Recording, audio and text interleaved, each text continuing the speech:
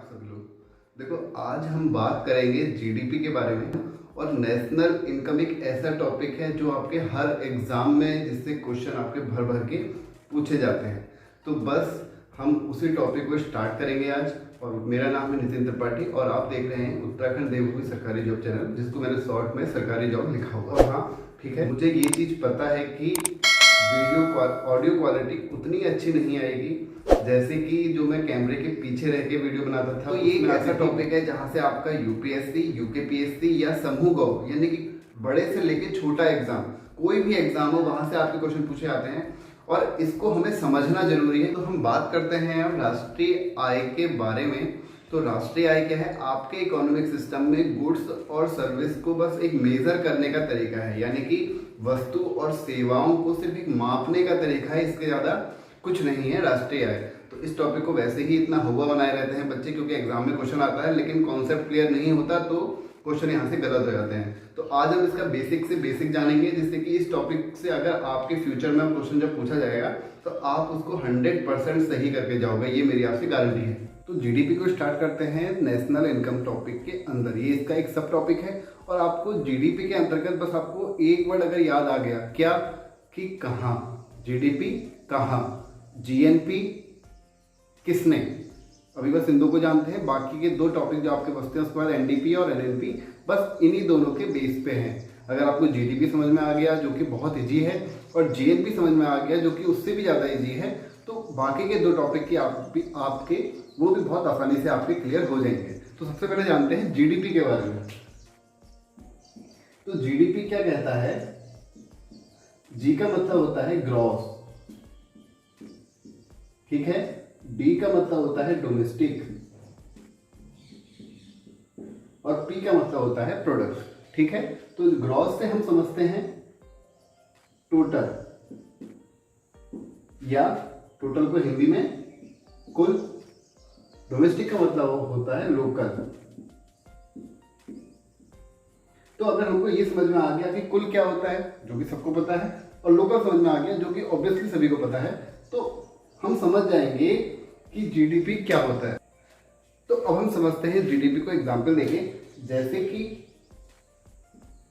ये मेरा देश है भारत, यानी कि आपका भी देश है भारत, सभी का देश है भारत, हम सबका। तो जो भारत देश है और ये है हमारा यूएसए, यानी कि हमारा नहीं है अमेरिका, ये है यूएसए।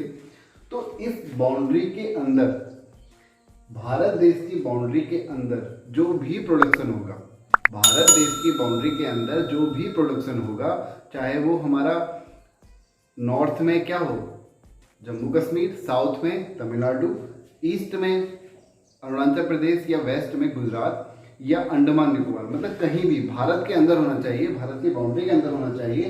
तो भारत की बाउंड्री के अंदर अगर प्रोडक्शन या सर्विस होगी तो वो आएगा हमारा जीडीपी के अंदर।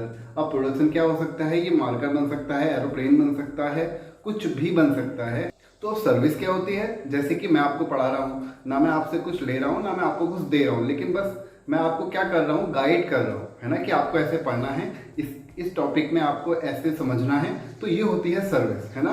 और वस्तु तो आपको समझ में आ ही रहा है, जैसे मार्कर, मोबाइल फोन, ये व्हाइट बोर्ड, कुछ भी हमारी वस्तु हो सकती है। तो वो अगर भारत की बाउंड्री के अंदर हो रहा होगा तो वो आएगा जीडीपी के अंतर्गत, ठीक है।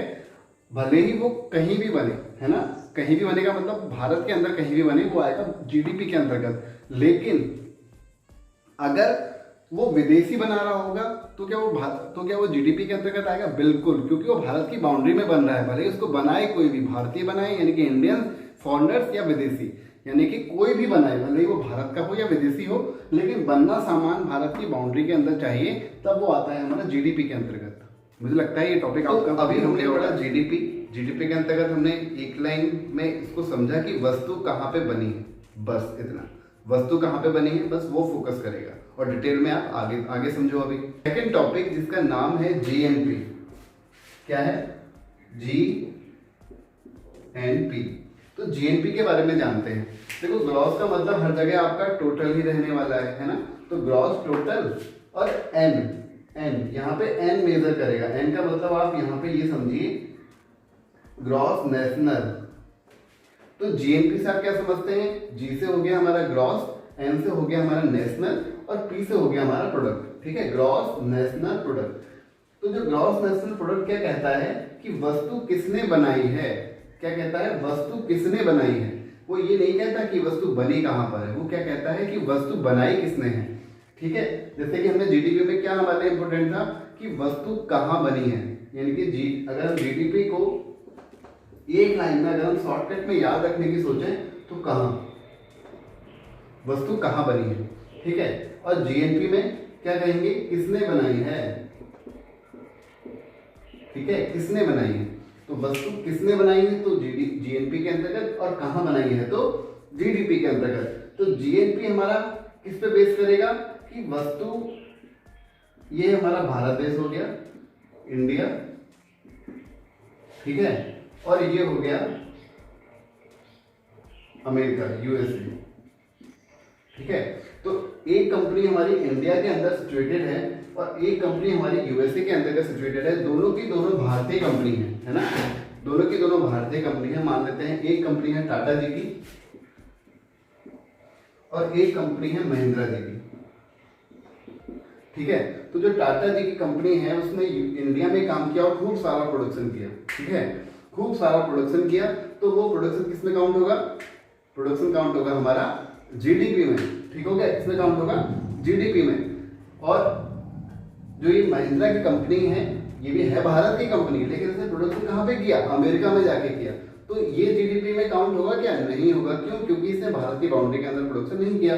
तो ये किसकी जीडीपी में काउंट होगा, ये काउंट होगा यूएसए की जीडीपी के अंदर, यानी कि अमेरिका की जीडीपी के अंतर्गत, है ना।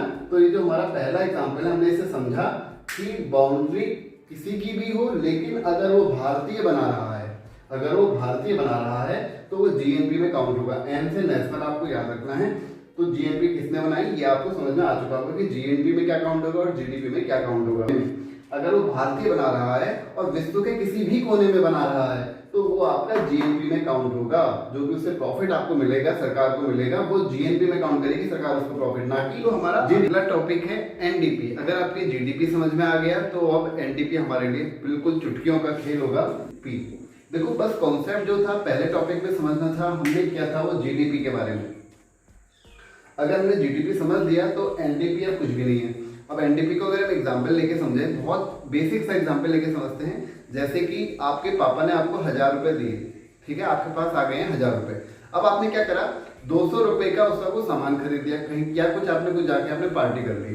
अब जो आपके पास 800 रुपए बचे ना, वही आपके 800 रुपए क्या है, एनडीपी है। समझ में आया कुछ, समझते हैं। जैसे कि 1000 रुपए दिए थे ना, तो 1000 रुपए हो गए जीडीपी और हमने उसमें से 200 रुपए खर्च कर दिए। 200 रुपए भी अभी बताऊंगा क्या हुआ, बचे कितने, 800 रुपए, है ना। माइनस करोगे तो कितने बचेंगे, 800 रुपए। तो 800 रुपए हमारा क्या कहलाएगा, एनडीपी। यानी कि जीडीपी में से अगर आप डी को, ये हमारा है डी, अगर हम डी को माइनस कर दें किसमें से, जीडीपी में से, अगर हम जीडीपी में से डी को माइनस कर देंगे तो हमारे पास बचेगा एनडीपी। और एनडीपी का मतलब नेट डोमेस्टिक प्रोडक्ट। देखो, जब भी एन आपका आगे आएगा तो उसका मतलब होगा नेट, और अगर एन बीच में आएगा तो उसका मतलब होगा नेशनल। जैसे कि यहाँ पर बीच में आया है ना एन, तो इसका मतलब होगा नेशनल। तो आपको ये भी कंफ्यूजन नहीं होगा कि आगे नेट आता है या नेशनल आता है, ऐसा आपको दिमाग में नहीं रखना है। अगर हम इसको एक स्टैंडर्ड एग्जाम्पल लेके समझे कि जैसे कि हमने कोई मशीन खरीदी या हमने कोई कार खरीदी, तो जो कार हमने खरीदी, कार आई स्टार्टिंग में हमारे 6 लाख रुपए की, 6 लाख रुपए की हमने कार खरीदी, कोई भी कार खरीदी हमने। और उसके बाद उसमें क्या हुआ, अगले 1 साल बाद क्या आपको, जब आप वो कार बेचोगे तो क्या वो आपको 6 लाख रुपए की मिलेगी, नहीं मिलेगी। आपको सेकंड हैंड जो भी लेगा वो आपको 3 लाख रुपए देगा या 5 लाख रुपए देगा, जितने की भी आपकी बिकेगी, लेकिन आपकी 6 लाख की नहीं बिकेगी। तो जो आपके 6 लाख रुपए में जो आपकी कीमत में जो बदलाव आया है, जितना भी आया, वो जो बदलाव आया है वो कहलाता है आपका डिप्रेसिएशन। यानी कि आपकी जो वस्तु है जो वो धीरे धीरे घट रही है, जो उसकी कीमत, वही कहलाता है हमारा डिप्रेसिएशन, है नहीं, है ना। तो डिप्रेसिएशन हमारा वो कहलाता है, और जो बाद में जो हमारी चीज की जो कीमत बच जाती है वो कहलाता है हमारा एनडीपी। तो हमने क्या सीखा कि जीडीपी से माइनस करेंगे डी को तो हमारा क्या मिल जाएगा, एनडीपी। ये मैं आपको इसे समझा रहा हूँ कि डायरेक्ट ऐसे क्वेश्चन पूछे जाते हैं कि अगर आप जीडीपी से अगर डिप्रेसिएशन को माइनस करोगे तो 4 ऑप्शन दे दिए जाएंगे, उसमें जीएनपी भी हो सकता है, जीडीपी भी हो सकता है, एनडीपी भी हो सकता है, एनएनपी भी हो सकता है। तो आपको उसमें से एक ऑप्शन टिक करना होगा। तो जैसे कि मैंने आपको बताया, जब आपने 6 लाख की गाड़ी ली और आपने उसको 1 साल बाद जब आपने वो गाड़ी बेची तो वो कितने रेट में बिकेगी, ये कौन डिसाइड करेगा? नॉर्मली देखा जाए तो कौन डिसाइड करेगा?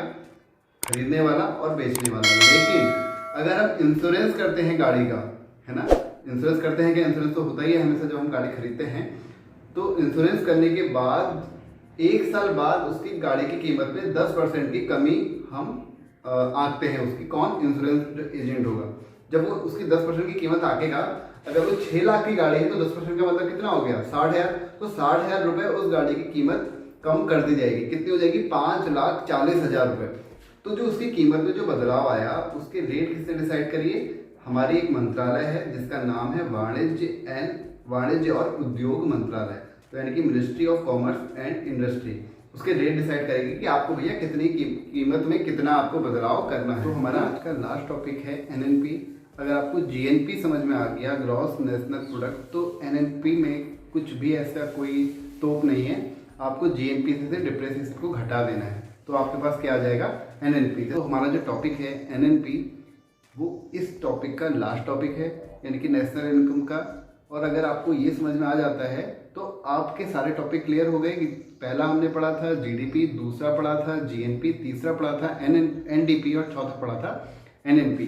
यानी कि अगर हम इसको ऐसे समझे ना, तो जीडीपी में अगर हम डिप्रेसिएशन को अगर माइनस कर रहे थे तो हमको क्या मिल रहा था? एनडीपी। यानी कि जी से अगर हम डी को माइनस कर रहे हैं तो हमको क्या मिल रहा था? एन। जीडीपी से डी को माइनस किया, मिल गया एनडीपी। अगर हम जीएनपी